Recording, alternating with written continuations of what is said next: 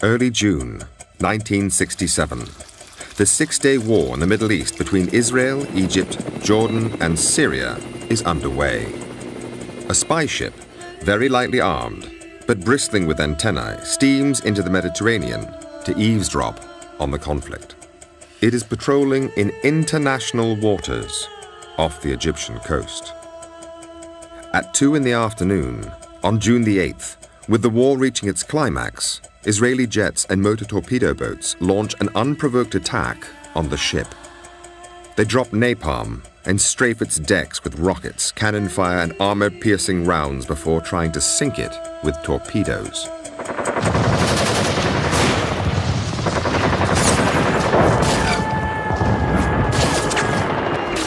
We had no way to defend ourselves, and it was just, we were just slaughtered. And they shot up the life rafts that were put into the water, and they shot the ones that were still on board the ship.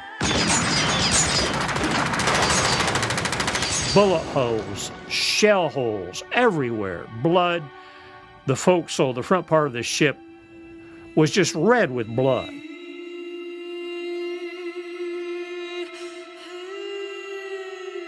Throughout the attack, the ship flies the Stars and Stripes, the flag of Israel's closest ally, the United States of America.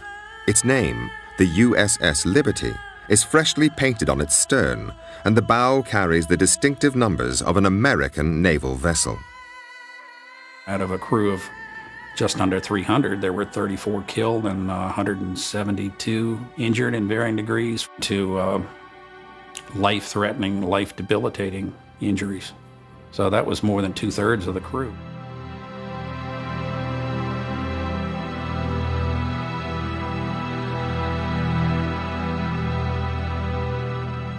This audio tape, which has never been broadcast before, was recorded in real time by the Israeli military during the assault. The woman's voice in the background is counting down the seconds. It proves that Israeli commanders knew all along that they were attacking an American ship.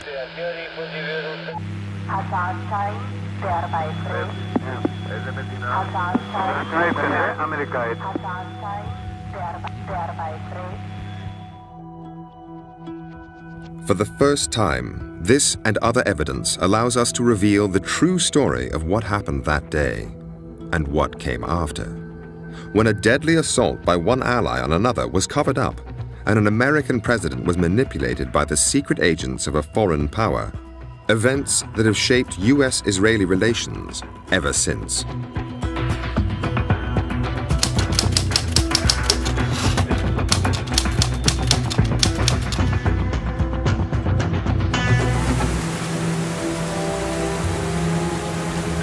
The United States Navy Memorial in Washington, D.C., June the 8th, 2014. Every year, on the anniversary of the attack on the USS Liberty, survivors, relatives, and supporters gather together. It's a remembrance of those who were killed that day, the 34. I'm Dave Lucas. I was in charge of the deck force. I was 25. My first child was born when I was one day out on that cruise. So as long as they're survivors and maybe children of survivors, I think this will probably be an annual event. And salute. Forward. The names of the 34 killed are read out. Oh. Jack Raper. Punctuated by the tolling of a Navy bell. David Marlborough. And the playing of taps, the traditional military funeral lament.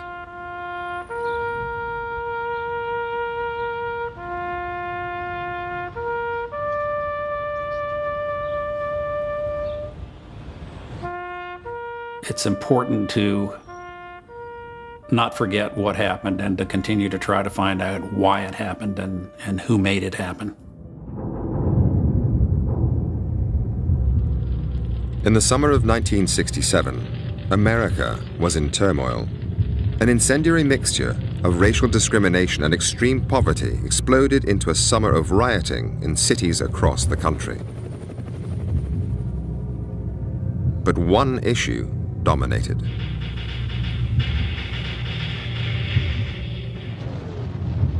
The Vietnam War. In all, 10,000 troops would die that year. The Americans were trapped. They couldn't leave, and they couldn't win. In the Middle East, too, war looked inevitable. There was growing tension between Israel and its Arab neighbors. Armies were mobilizing. Israel promised the White House they would not attack first, but on the 5th of June, they jammed radar sets at the U.S. Embassy in Tel Aviv, so the Americans couldn't detect their jets taking off to launch a surprise assault on Egypt. Meanwhile, the USS Liberty was sailing across the Mediterranean into the war zone. Liberty was a state-of-the-art intelligence-gathering vessel of the time, and what we did is we listened. We were a listening ship. My name is Lloyd Painter. I was a research officer. We could receive any signal that was out there, low band, high band, anything, intercepting it, recording it, and we did have on board some translators who could have immediate translation of what was going on. We would actually bounce signals off the moon back to NSA. We're spies. I'm Jim Kavanaugh. I was a communication technician aboard the USS Liberty, and I intercepted Morse code. We're spies. I mean, we're intercepting messages from embassies, military bases, police, anything and everything that we could get to ensure that the United States was comfortable with what was going on in the world and no one was conspiring against us. And basically, it was to protect our interests.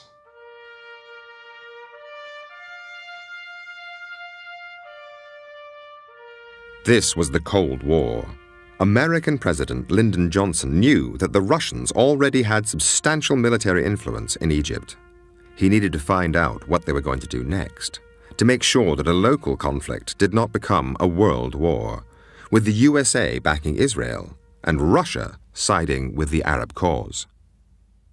I was assigned as a Russian linguist aboard the ship.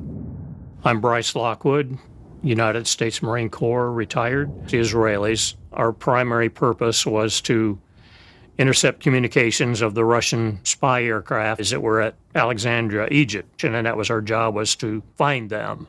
We were not targeted against the Israelis. Life was very relaxing. One of the nice things about the Liberty is we had air conditioning because we had communications equipment, so we were cool in the hot days. It was a very laid-back, very clean ship. It was spotless. The morale was pretty high, I mean, very high. By the time the Liberty arrived off the coast of Egypt on the 8th of June, the war had just 2 days left to run. Israel had seized the old city of Jerusalem, the West Bank, and the Gaza Strip. Jordanian forces were beaten, and Egypt was conceding defeat. Only Syria held out. The airwaves were dead. The only voices we did get were those of Israeli or Hebrew, was what we were hearing. My name is Bob Wilson. I worked for NSA on June the 8th, 1967, when what we were trying to monitor, find something coming from the direction of Egypt. There just was nothing. They owned the skies and the ground and everything. I don't think there was anything moving at that time that they didn't know about. I was listening to the chatter the night before. They knew it was an American ship that came into the area. They knew who we were. 5:15 a.m., first light. The ship's log recorded an Israeli photo reconnaissance plane flying over the Liberty. It was easily identifiable as a NOR Atlas aircraft, and those are photo reconnaissance aircraft. Israeli records obtained by Al Jazeera show that their reconnaissance plane reported the Liberty as an American spy ship, hull number GTR-5. Well, I was on the bridge. I'm John Scott. I was the damage control officer. And it circled the ship kind of in a broad circle and headed back towards Israel. Israeli planes then continued to fly over the Liberty all morning. And they would do half-moon passes over us, and we saw that they were Israeli. They were slowly lumbering over our ship, and we were waving at them, they were waving at us. They were sophisticated, almost as sophisticated as we were as far as surveillance and technology. They had everything. We supplied them with all the technology, to this day. And I felt that we were in great shape because they knew who we were. They're our friends. We felt safe. Actually, it was a secure feeling to see them. There was one other thing which made the crew feel safe. We had an American flag flying, the standard, and then we put up the holiday colors, which is a huge American flag. And it was a bright sunny day with the wind blowing, I don't know, 5 or 10 knots. The flag was unfurled. You could see it for miles. Meanwhile, Israeli military jets were on their way. On the real-time audio tape, obtained by Al Jazeera, at 1:53 p.m., the pilots asked their base control about the ship.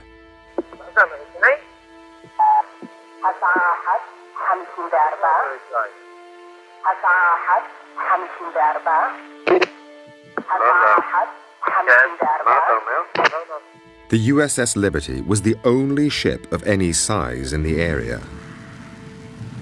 The American Sixth Fleet, including 2 aircraft carriers, was 500 miles away.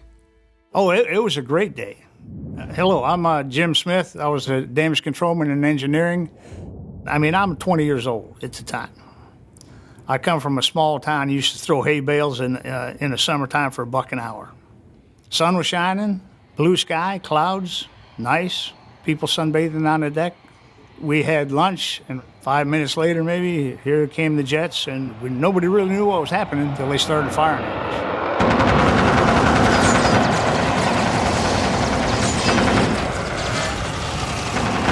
The captain said to me, alert the forward gun mounts, we're under attack. And I tried to raise the 2 sailors in the forward gun mounts.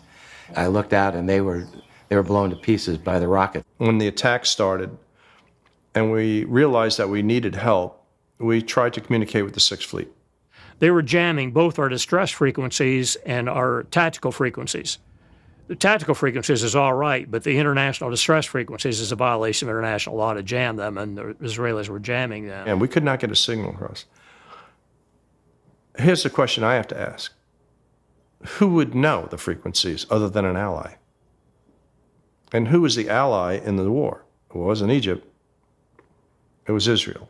They would know, and only they would know in this conflict, what our frequencies would be. Now cut off from the outside world, the crew on the Liberty was defenseless. We had 450 caliber machine guns on board that were basically there to repel any boarders that might come by, you know, a pirate situation.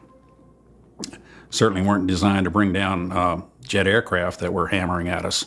But you can't shoot a jet going 600 miles an hour with a 50 caliber machine gun. It doesn't work. It was just a surreal scene. People who had been standing there earlier joking and laughing were now dead, dying, and with the walking dead and wounded. It was just unreal. Gasoline barrels stored on the deck of the ship burst into flames. The crew rushed to try to put out the fires. I was watching the aircraft as they circled around, and when they got to coming back towards the ship, I just holler at him, down. They'd fire and circle back around. We'd jump back up and keep fighting the fire. The rocket noise is horrendous. When a rocket explodes, you can't escape a rocket. I don't care where you go.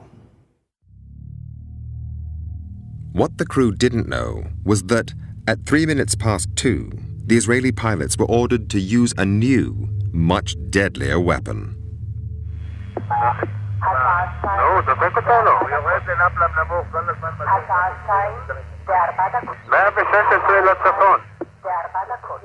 The biggest problem, I guess, from that was the napalm, which they dropped from the airplane. The napalm had burned, scorched almost the entire front part of the ship, the bridge area. The whole top side of the ship had been set on fire, and it was all charred. It was no longer navy gray. You have to stop the fires, to stop the flooding, to keep that ship afloat. That's your home. You got nowhere else to go. You can't pack up and go down the road, because there is no down the road. Up above, the Israeli military argued about what should happen next and who should sink the Liberty.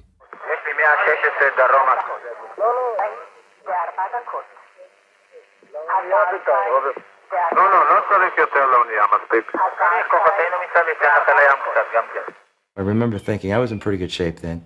I said, I think I can swim it to the shore. And then I thought sharks. And I thought a lot of things, all quickly, you know.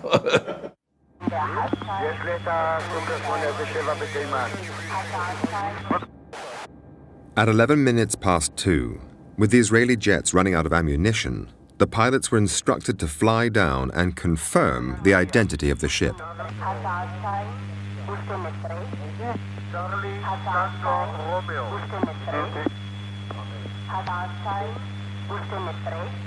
It was now 12 minutes past 2, and the Israeli control tower knew for certain this was an American ship, the same one its forces had first identified at 5:15 a.m. that morning, and then buzzed again during 7 additional reconnaissance flights throughout the day.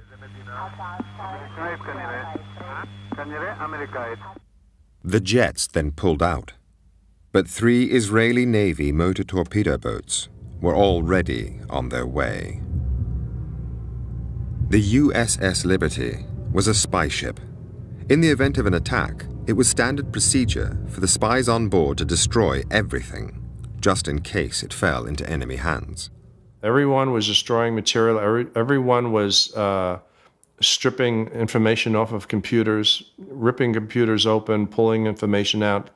That's something you just don't want to hear aboard ship. You've done all this work, collected this intelligence and processed it, and now you have to destroy it. You just didn't want the enemy to get a hold of anything classified. At 2:35, the Israeli motorboats fired 5 torpedoes. 4 missed, but 1 hit.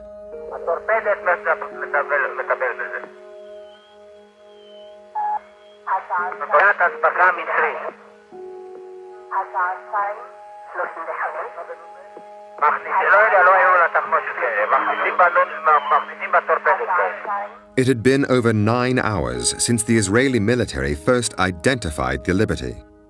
Israeli planes had flown over it repeatedly, and 20 minutes earlier, their control tower had confirmed it yet again as an American ship.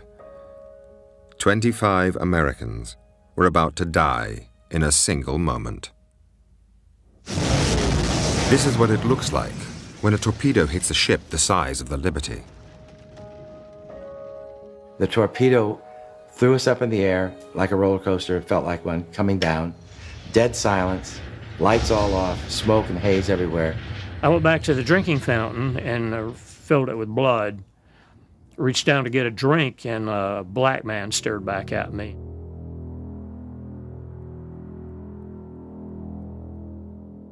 And when it fell back to get right, it just kept getting wrong. Kept sinking and sinking and sinking. We just waited, all of us waited, thinking that this was it. We're going down. And I figured that was the end of life for me. The torpedo had blown a huge hole in the hull, 39 feet by 24, killing 25 Americans in a single hit. The torpedo hit the room that I was in, and it was just luck. This guy died, this one lived, that guy died. It was how much shrapnel was coming in your direction. You know, the old-fashioned typewriters, I had the letter H sticking out of my left foot. I had, 80 pieces of shrapnel in my lower extremities, and the place filled up with water that fast. Totally black, totally filled with powder and oil. It was like you were gagging, and you only had about 8 or 10 inches of space where you could catch a breath. The only way I could go in that direction was to drop down and swim underwater 4 or 5 strokes, come back up, and then frantically catch a breath and try to find something else to hold on to. And I got pulled through the hatch and onto the deck.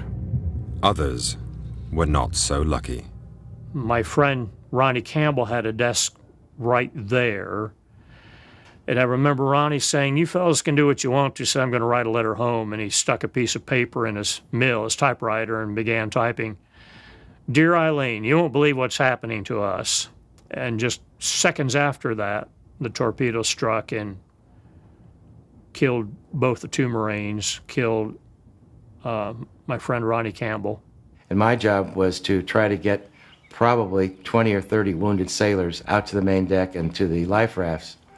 So I went up and looked out myself before I tried to get anyone up, and that's when I observed a motor torpedo boat, Israeli, plainly marked with the Star of David, machine gunning our life rafts. The crew of the Liberty were now trapped on board their own ship with nowhere to run and nowhere to hide.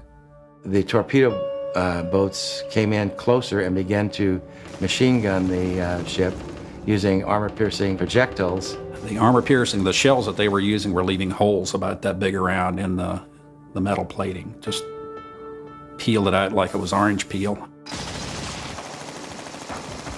At close range, the armor-piercing rounds ripped through the steel hull of the ship. Nowhere was safe. This bullet was retrieved from one of the navigational books at the rear portion of the bridge. It had penetrated the skin of the ship, gone through at least one other book, and then stopped in the second book. This is part of an armor-piercing shell. The outer portion or jacket makes the hole that this then goes through. And a bullet like this that hit Seaman Francis Brown and killed him. He died right on the spot, just fell to the floor dead. He was just barely 18.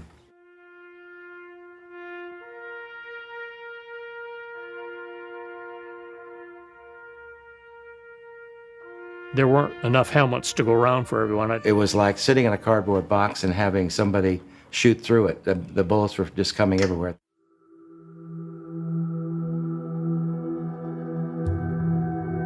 Throughout the attack, the Liberty had been silent to the outside world.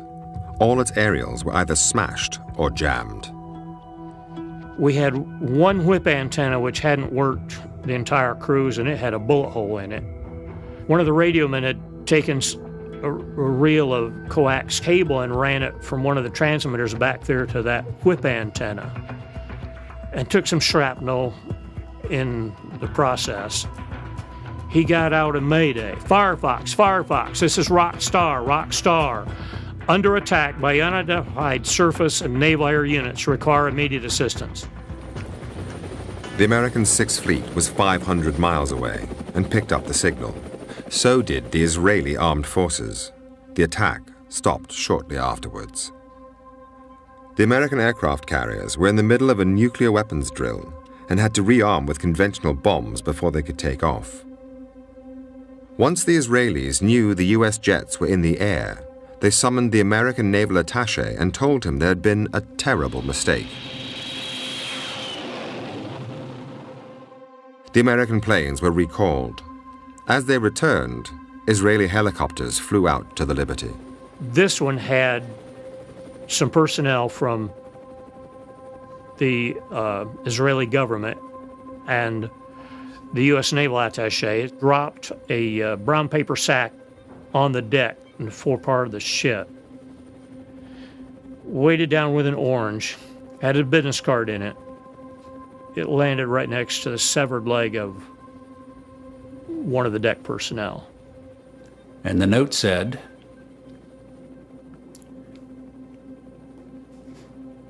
"Do you have casualties?" Pretty obvious that there were casualties. I mean, there's still body parts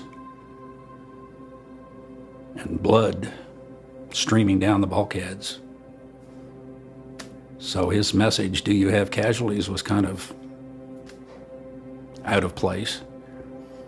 One of the sailors carried that sack back to the captain. And the captain took out the note and read it, looked up at the helicopter and popped the social finger at him.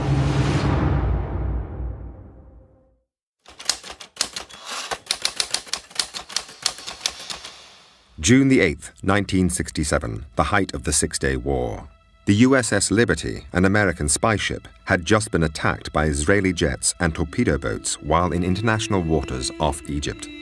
Badly damaged, 2/3 of its crew were dead or wounded.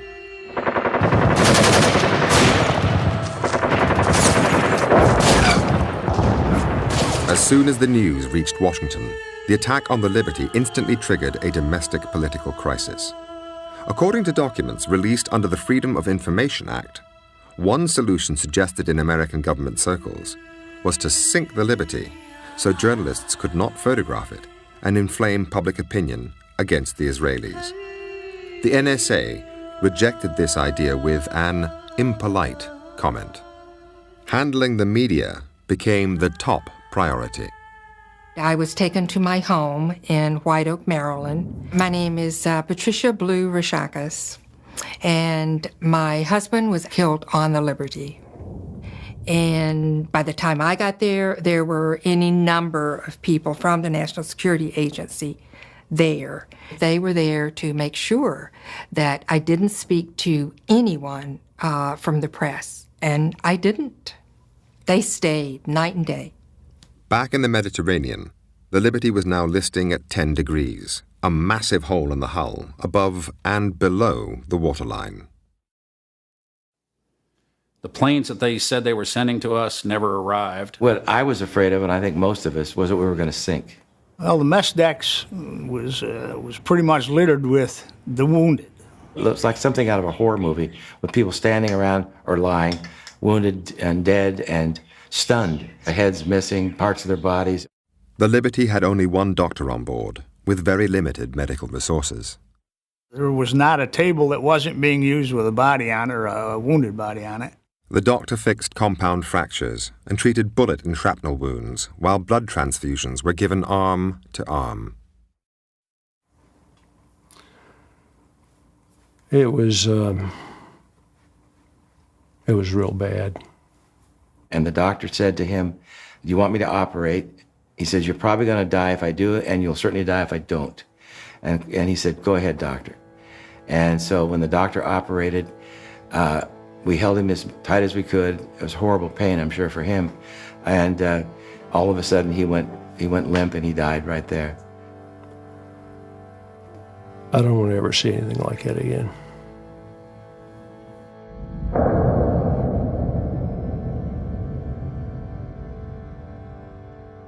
Captain McGonigal received a pretty bad leg injury, lost a lot of blood.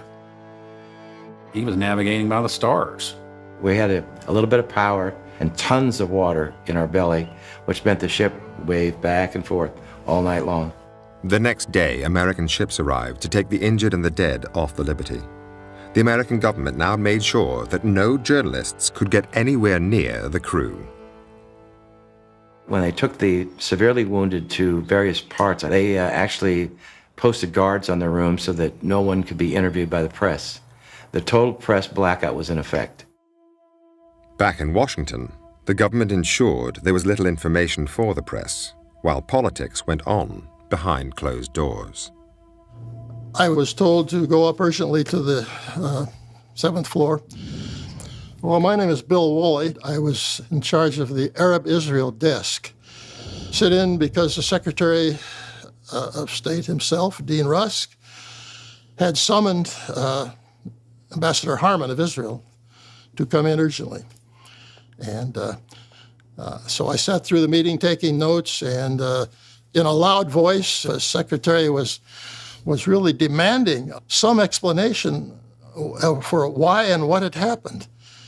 The ambassador himself seemed to be ignorant of the incident. He immediately said, "I can't believe what you're telling me. It would be impossible. It would be unheard of." It was especially tough for Lyndon Johnson, to date the most pro-Israeli American president in history. Johnson was in a very tough mood.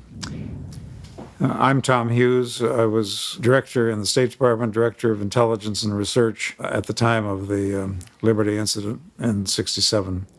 Attack on the Liberty, Johnson himself briefed Newsweek magazine off the record that the Israelis had attacked, and the reason they'd attacked was that they thought this was an intelligence ship that was intercepting perhaps Israeli as well as Egyptian communications. But then everything changed.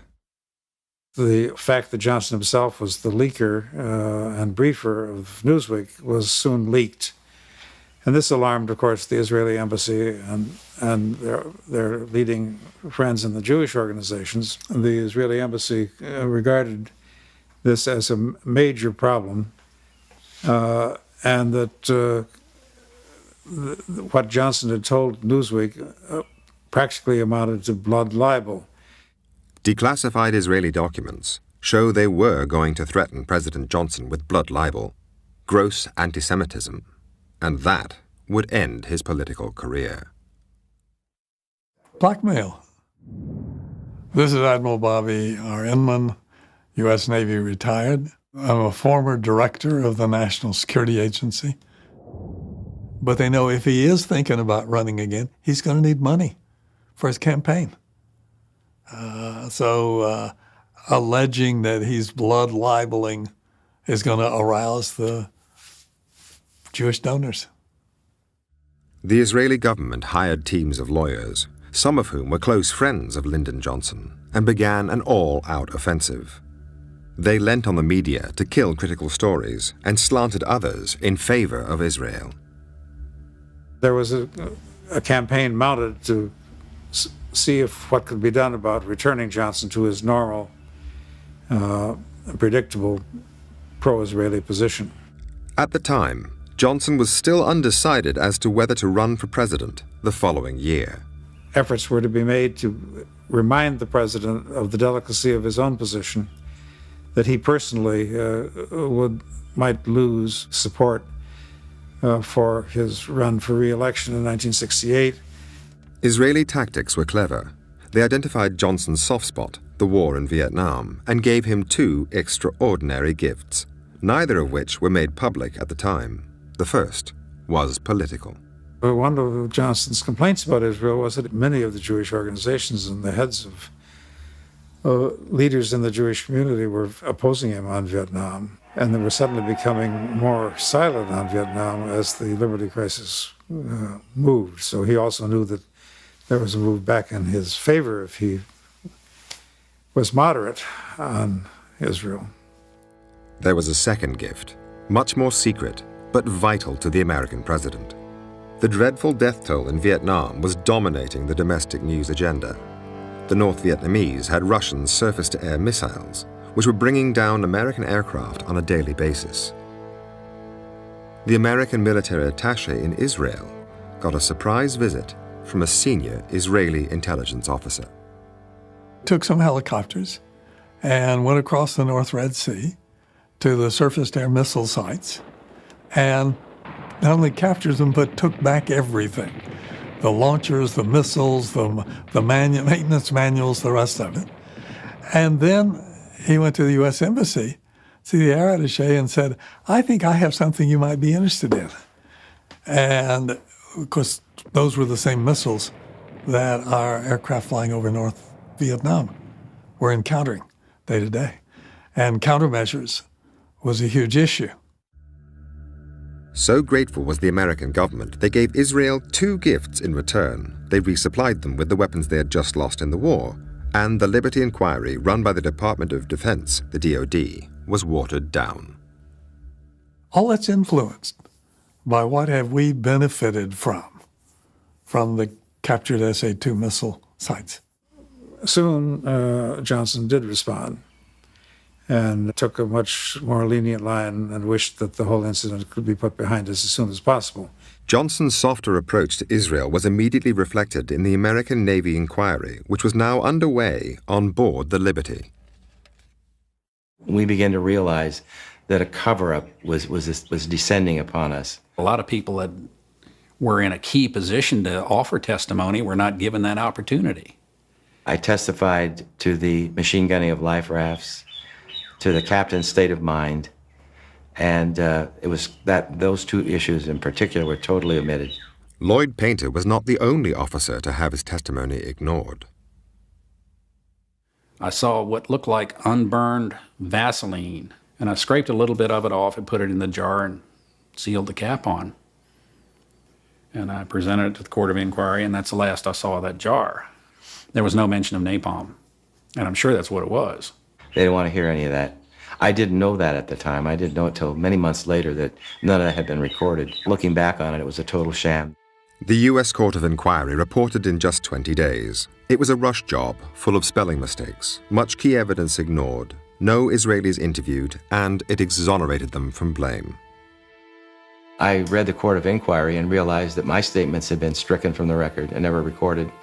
So I knew then for certain that the cover-up was massive. The Israelis then rushed out their own report, which concluded that the whole affair was a series of mistakes and that no one was to blame. The only dissenting voice was that of the Israeli ambassador in Washington. he sent a secret telegram back home arguing that Israel was clearly guilty.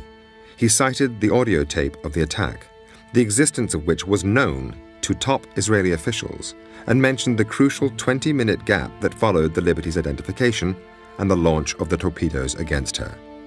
He said they should own up to what they had done and put the guilty on trial. His advice was ignored. The focus now was to repair the damage to American-Israeli relations. The Israelis have always been very skillful at tracking what the U.S. government is doing, saying, thinking, and effort to influence it. And they're by no means the only country that does it. Many do. They're just more effective at it than most. And the great advantage they have as compared to other countries is their influence in the Congress. Around the time of the attack, the Washington Post had noted that the Jewish lobby could help determine the outcome of 169 of the 270 electoral votes needed to win the White House. The big emotive words about the attack disappeared from press releases at the Pentagon, and a much more bland and neutral sounding discourse occurred. And this was true of the private briefings that official people in the Pentagon made about the incident. But whatever was said to journalists, every U.S. intelligence head believed the attack was intentional. One of them wrote, "A nice whitewash for a group of ignorant, stupid, and inept XXX." The Jewish community has always been more generous than many of their other counterparts in supporting financially elections, political causes in the process. That does translate into influence.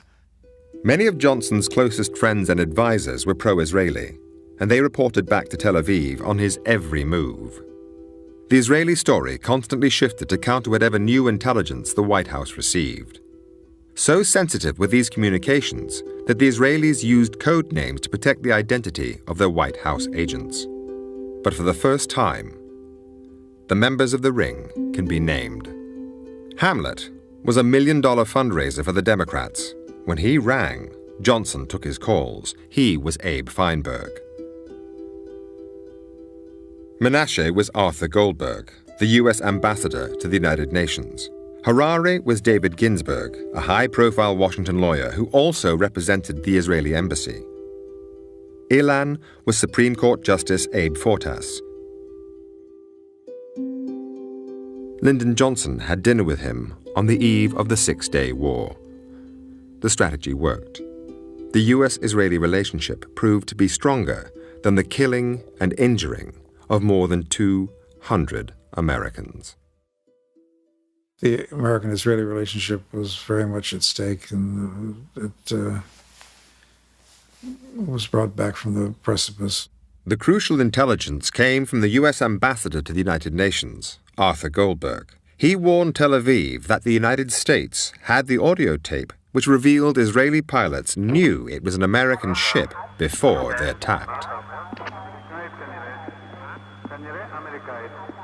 The tape was quietly buried.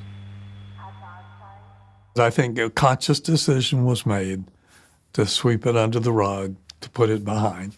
My reading is that the U.S. government had made a decision to accept the apology and reject the rationale, but don't push it further. With the politics sorted, the only remaining issue was the fate of the USS Liberty, badly damaged and now in Malta for extensive repairs. The torpedo hole was massive and was revealed to be much bigger once they got the ship into dry dock and drained it of water. The sealed compartment was a water-filled tomb, full of bodies, body parts, and top-secret equipment. You could smell death and you could smell oil. That's what I remember. As soon as the air hit the bodies, they began to deteriorate rapidly. You do what you have to do. They were your shipmates, still are. The Navy was more concerned with equipment parts than they were body parts. But when I went down, I knew that you couldn't separate the two. We had to start shoveling up the parts, 168 bags worth. Elsewhere, the makeup artists were getting to work.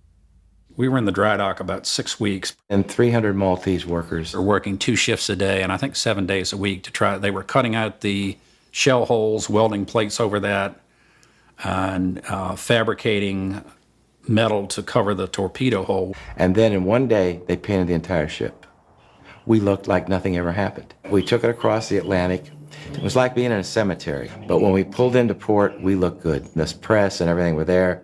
And we looked like basically nothing really happened. So it was great for the press to downplay what really happened to us. While the survivors met the widows and friends, the 168 bags of body parts and top-secret equipment were quietly taken to an incinerator and burnt. A year later, and the Liberty captain William McGonigal was given the Medal of Honor, America's highest award for gallantry. The tradition has always been that it is presented by the President in the White House. I look at these 2 gallant Marines and I see America. Captain McGonigal never heard words like these from his commander-in-chief. There was no television coverage for him as he received his medal in a quiet ceremony in the Navy Yard. President Johnson was just 4 miles away at the time. He stayed in the White House to hand out diplomas to school children. The reason was revealed in this internal memo, which advised President Johnson that due to the nature and sensitivity of these awards, they should be given by the Department of Defense, not by him. The advice was clear. No press release regarding them should be made. When I received my Purple Heart in a secret ceremony in the captain's office, I was admonished, threat of court-martial, don't ever tell anyone where you got this. Don't ever tell anyone how you got this medal. The following year, American aid to Israel increased 4-fold, and President Johnson agreed a treaty, classified above top secret, with Israel for the mutual exchange of intelligence, an arrangement which is still in place today, codenamed Stone Ruby.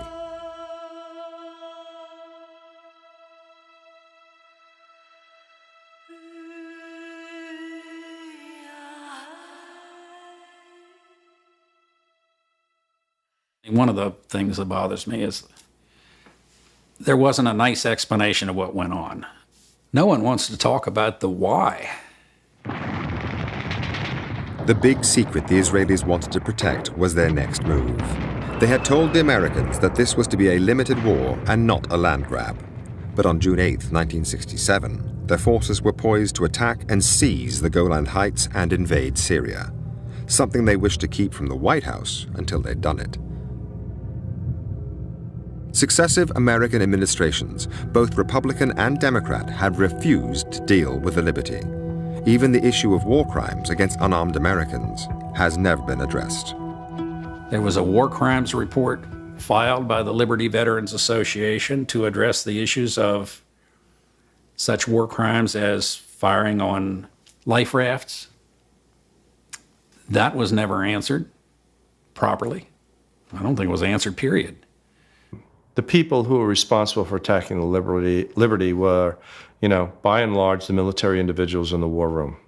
I don't know how many, 4, 8, 10. Those are the people who came up with the plan. Those are the individuals who were responsible for the attack. The pilots, the motor torpedo boat personnel, they were ordered. You don't follow orders, go to jail. So they have to follow through. It wasn't the Israeli people who ordered that attack. It wasn't the average Jewish person who ordered that attack. We really need to exonerate the average Jewish person, Israeli, from this and go towards those individuals who are responsible for the attack. No one was really willing to take this on. Not the State Department, the White House, not the Congress. It's in everybody's best interest to just let this go. And that's exactly what they did.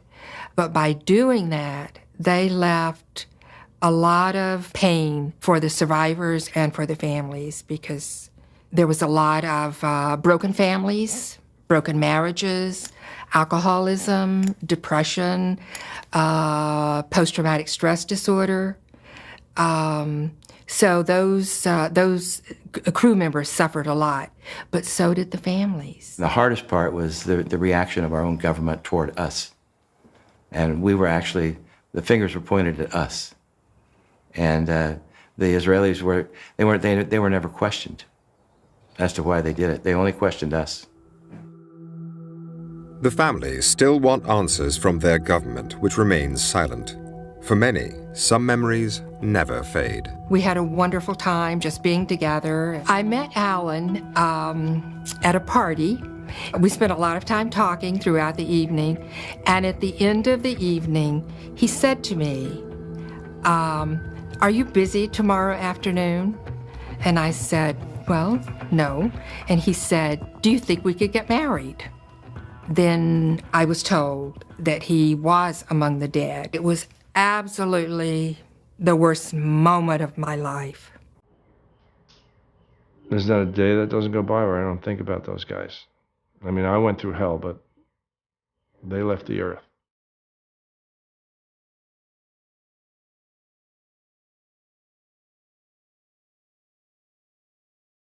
When I'm walking up to the mass grave, I still feel a connection with those people. Hard to explain, but it's still there, so I want to remember that connection as long as I can. What we shared, what we felt.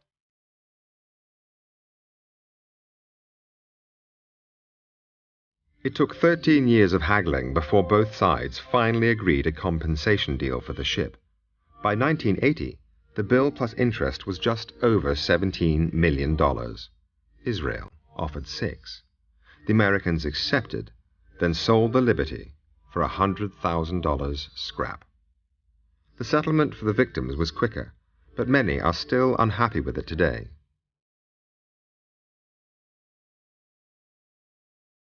Did not feel it was a fair settlement. I would have bought it. But I was so sad and broken. I just didn't have the energy to take on that fight. And it wasn't a fight that I thought I could win. The State Department were very eager for the survivors to make that settlement. They sent a check for the amount, and that was that. The American government came up with a formula for the Israelis to compensate the widows and children for their loss. This included a payment for shock and mental anguish. The widows got $25,000, with $10,000 for each of their children over 5. An American government lawyer doubted that children under 5 could sufficiently comprehend the event to suffer shock and grief.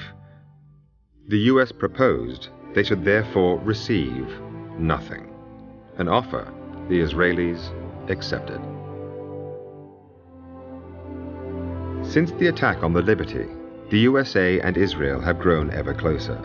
At the time, George Ball, the U.S. Undersecretary of State, noted that it seemed clear to the Israelis that, as American leaders did not have the courage to punish them for the blatant murder of American citizens, they would let them get away with anything.